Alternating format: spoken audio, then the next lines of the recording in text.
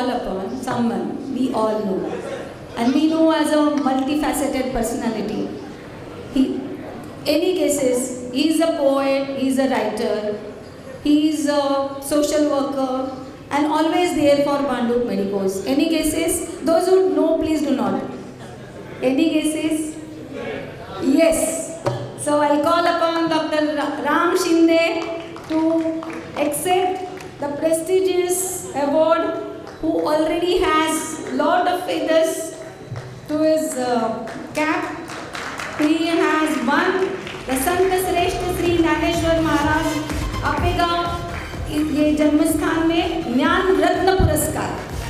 This is like I feel I am felicitating, like, or we are seeing the felicitation of Mr. Khandekar who received Jnanpith Puraskar. So similarly, our own Dr. Shinde has been received Jnan Ratna Puraskar. So some few things about him. Please come forward. मी आता मराठीतून बोलणार आहे. 45 वर्षाहून अधिक काळ त्यांनी साहित्य सेवा केलेली आहे. 39 वर्षापासून ते वैद्यकीय सेवेत आहेत.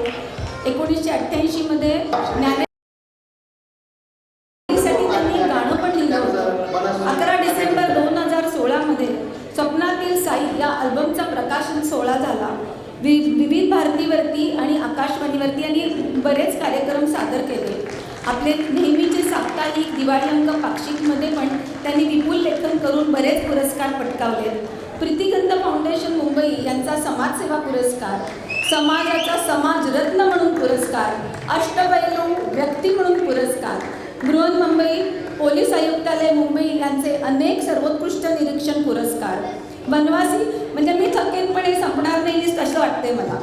वनवासी कल्याण आश्रम मुंबई महाराष्ट्र यांच्या सेवाप्रती पुरस्कार, इंटरनॅशनल ह्युमन राईट काउन्सिलचा बाणा अर्थात doctor Babasaheb Ambedkar Nobel award 2016 हे जुहू येथे धर्मेंद्र, रेखा आणि अमिताभच्या समक्ष झालेला आहे. भांडूप रत्न म्हणून पण त्यांना 2015 मध्ये पुरस्कार मिळालेला आहे.